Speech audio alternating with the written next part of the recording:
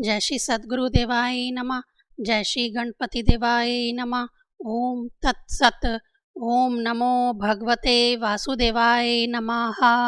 श्रीमद् भागवत महापुराण प्रथम स्कंद पहला अध्याय। श्री सूत जी से शौनक आदि ऋषियों का प्रश्न मंगलाचरण, जिससे इस जगत की सृष्टि स्थिति और प्रलय होते हैं, क्योंकि वह सभी संद्रूप पदार्थों में अनुगत है और असत पदार्थों से पृथक है।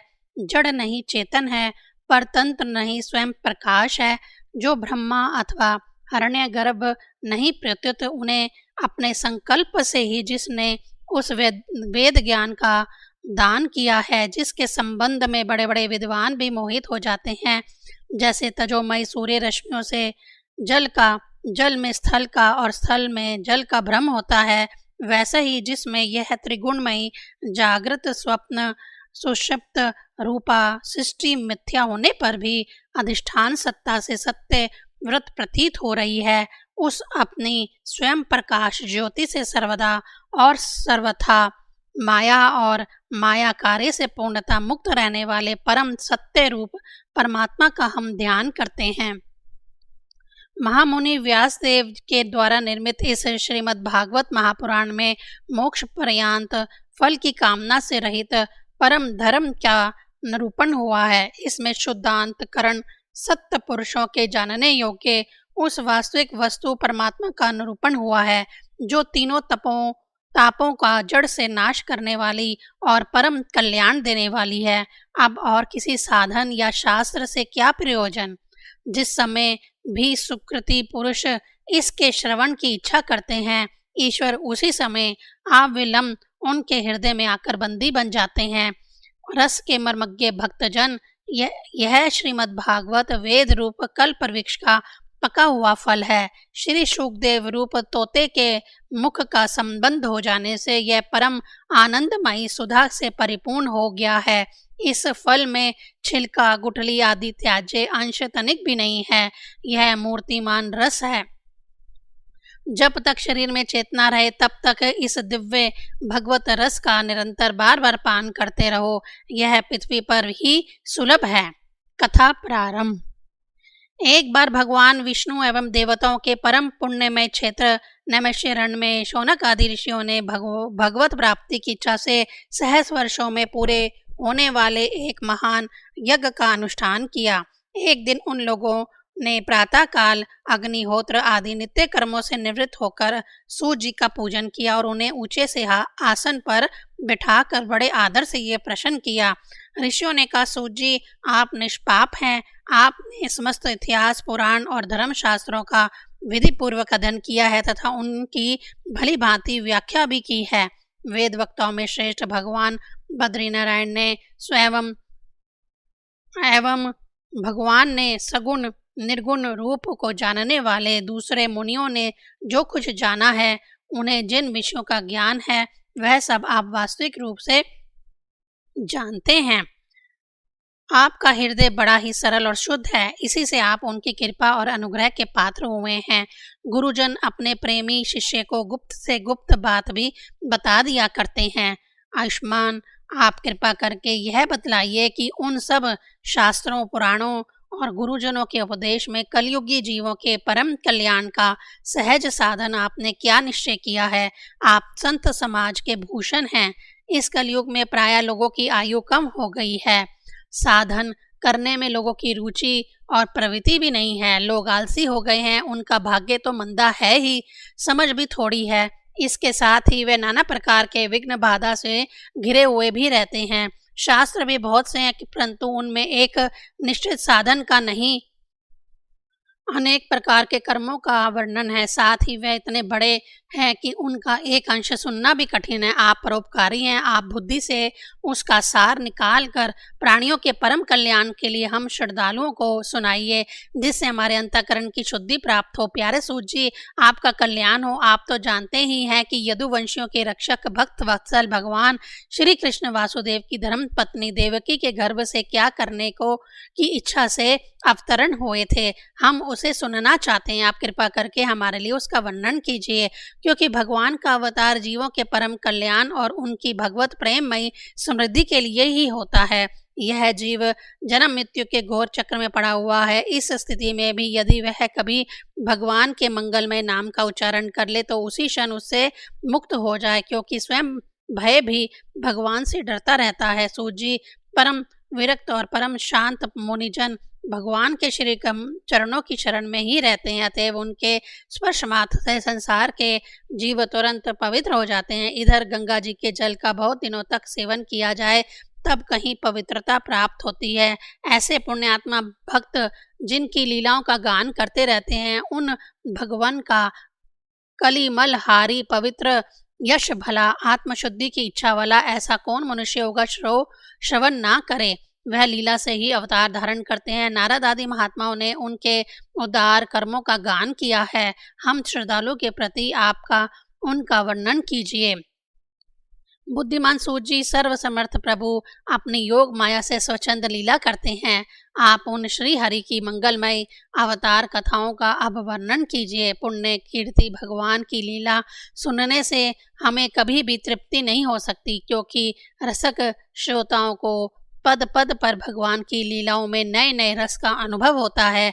भगवान श्री कृष्ण अपने को छिपाए हुए थे, लोगों के सामने ऐसी चेष्टा करते थे मानो कोई मनुष्य हो, परंतु उन्होंने बलराम जी के साथ ऐसी लीलाएं भी की हैं, ऐसा पराक्रम भी प्रकट किया है जो मनुष्य नहीं कर सकते। कलयुग को आया हो जानकर इस वैष्णव क्षेत्र में हम दीर्घकालीन सत्र का संकल्प करके बैठे हैं। श्री हरि की कथा सुनने के लिए हमें अवकाश प्राप्त है। यह कलयुग अंतःकरण की पवित्रता और शक्ति का नाश करने वाला है। इससे पार पाना कठिन है। जैसे समुद्र से पार जाने वालों को करण धार मिल जाए, उसी प्रकार इससे पार पाने की इच्छा रखने वाले हम लोगों से ब्रह्मा ने आपको मिलवाया है। धर्म रक्षक ब्राह्मण भक्त योगेश्वर भगवान श्री कृष्ण के अपने धाम में पधार जाने पर धर्म ने अब किसकी शरण ली है, यह बतलाइए। प्रथम अध्याय संपूर्ण। दूसरा अध्याय भगवत कथा और भगवत भक्ति का महात्म्य। श्री व्यास जी कहते हैं, शौनक आदि ब्रह्मवादी ऋषियों के यह प्रश्न सुनकर रोमहर्षण के पुत्र उपश्रवा को बड़ा ही आनंद हुआ। उन्होंने ऋषियों के इस मंगल में प्रश्न का अभिनंदन करके कहना आरंभ किया। सूत जी ने कहा, जिस समय श्री शुकदेव जी का यज्ञोपवीत संस्कार भी नहीं हुआ था, सूत्रांत लौकिक वैदिक कर्मों के अनुष्ठान का अवसर भी नहीं आया था, उन्हें अकेले ही संन्यास लेने के उद्देश्य से जाते देखकर उनके पिता व्यास जी वरह से कातर होकर पुकारने लगे, बेटा बेटा। उस समय तन्मय होने के कारण श्री शुकदेव जी की ओर से वृक्षों ने उत्तर दिया, ऐसे सबके हृदय में विराजमान श्री शुकदेव जी मुनि को मैं नमस्कार करता हूँ। यह श्रीमद् भागवत अत्यंत गोपनीय रहस्यात्मक पुराण है। यह भागवत स्वरूप का अनुभव कराने वाला और समस्त वेदों का सारे संसार में फंसे हुए जो लोग इस घोर अज्ञान अंधकार से पार जाना चाहते हैं, उनके लिए आध्यात्मिक तत्वों को प्रकाशित कराने वाला यह एक आदित्य दीपक है। वास्तव में उन्हीं पर करुणा करके बड़े बड़े मुनियों के आचार्य श्री शुकदेव जी ने इसका वर्णन किया है। मैं उनकी शरण ग्रहण करता हूँ। मनुष्यों में सर्वश्रेष्ठ भगवान के अवतार नर नारायण ऋषियों को, सरस्वती देवी को और श्री व्यास जी देव को नमस्कार करके तब संसार और अंतःकरण के समस्त विकारों पर विजय प्राप्त कराने वाले इस श्रीमद् भागवत महापुराण का पाठ करना चाहिए। ऋषियों, आपने संपूर्ण विश्व के कल्याण के लिए बहुत ही सुंदर प्रश्न किया है, क्योंकि यह प्रश्न श्री कृष्ण के संबंध में है और इससे भली भांति आत्मशुद्धि हो जाती है। मनुष्यों के लिए सर्वश्रेष्ठ धर्म वही है जिससे भगवान श्री कृष्ण में भक्ति हो, भक्ति भी ऐसी जिसमें किसी प्रकार की कामना न हो और जो नित्य निरंतर बनी रहे। ऐसी भक्ति से हृदय आनंद स्वरूप परमात्मा की उपलब्धि करके कृतकृत्य हो जाता है। भगवान श्री कृष्ण में भक्ति होते ही, अनन्य प्रेम से उनमें चित्त जोड़ते ही निष्काम ज्ञान और वैराग्य का आविर्भाव हो जाता है।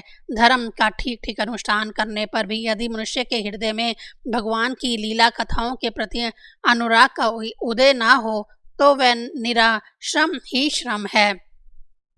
धर्म का फल है मोक्ष, उसकी सार्थकता अर्थ प्राप्ति में नहीं है। अर्थ केवल धर्म के लिए है, भोग विलास उसका फल नहीं माना गया है। भोग विलास का फल इंद्रियों को तृप्त करना नहीं है, उसका प्रयोजन है केवल जीवन निर्वाह। जीवन का फल भी तत्व जिज्ञासा है। बहुत कर्म करके स्वर्ग आदि प्राप्त करना उसका फल नहीं है।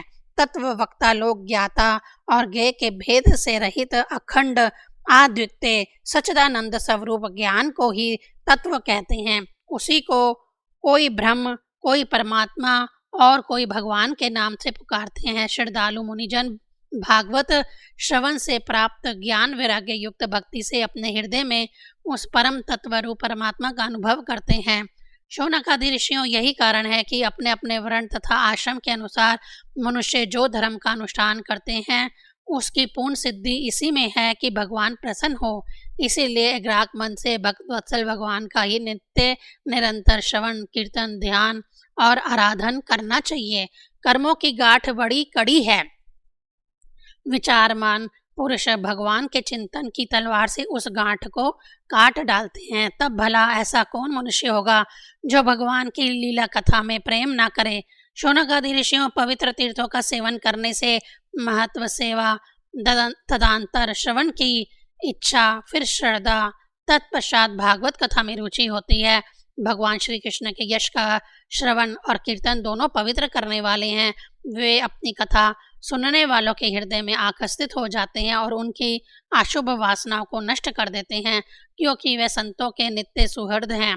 जब श्रीमद् भागवत अथवा भगवत भक्तों के निरंतर सेवन से अशुभ वासनाएं नष्ट हो जाती हैं, तब पवित्र कीर्ति भगवान श्री कृष्ण के प्रति स्थायी प्रेम की प्राप्ति होती है। तब रजोगुण और तमोगुण के भाव, काम और लोभ आदि शांत हो जाते हैं और चित्त इनसे रहित होकर सत्व गुण में स्थित एवं निर्मल हो जाता है। इस प्रकार भगवान की प्रेममयी भक्ति से जब संसार की समस्त आसक्तियां मिट जाती हैं, हृदय आनंद से भर जाता है, तब भगवान के तत्व का अनुभव अपने आप हो जाता है। हृदय में आत्म स्वरूप भगवान का साक्षात्कार होते ही हृदय की ग्रंथियां टूट जाती हैं, सारे संदेह मिट जाते हैं और कर्म बंधन क्षीण हो जाता है। इसी से बुद्धिमान लोग नित्य निरंतर बड़े आनंद से भगवान श्री कृष्ण के प्रति प्रेम भक्ति करते हैं, जिससे आत्म प्रसाद की प्राप्ति होती है। प्रकृति के 3 गुण हैं, सत्व रज और तम। इनको स्वीकार करके संसार की स्थिति उत्पत्ति और प्रलय के लिए एक आदित्य परमात्मा ही विष्णु ब्रह्मा और रुद्र ये 3 नाम ग्रहण करते हैं। फिर भी मनुष्यों का परम कल्याण तो सत्व गुण स्वीकार करने वाले श्री हरि से ही होता है। जैसे पृथ्वी के विकार लकड़ी की अपेक्षा धुआं श्रेष्ठ है और उससे भी श्रेष्ठ है अग्नि, क्योंकि वेदोक्त यज्ञ याग आदि के द्वारा अग्नि सदगति देने वाला है। वैसे ही तमोगुण से रजोगुण श्रेष्ठ है और रजोगुण से भी सत्वगुण श्रेष्ठ है, क्योंकि वह भगवान का दर्शन कराने वाला है। प्राचीन युग में महात्मा लोग अपने कल्याण के लिए विशुद्ध सत्वमय भगवान विष्णु की ही आराधना किया करते थे। अब भी जो लोग उनका अनुसरण करते हैं वह उन्हीं के समान कल्याण भाजन होते हैं। जो लोग इस संसार सागर से पार जाना चाहते हैं वे यद्यपि किसी की निंदा तो नहीं करते, ना किसी में दोष ही देखते हैं, फिर भी घोर रूप वाले तमोगुणी रजोगुणी भैरवादी भूपतियों की उपासना न करके सत्वगुणी विष्णु भगवान और उनके अंश कला स्वरूपों का ही भजन करते हैं। परंतु जिनका स्वभाव रजोगुणी अथवा तमोगुणी है वे धन ऐश्वर्य और संतान की कामना से भूत पितर और प्रजापतियों की उपासना करते हैं, क्योंकि इन लोगों का स्वभाव उन भूत आदि से मिलता जुलता है।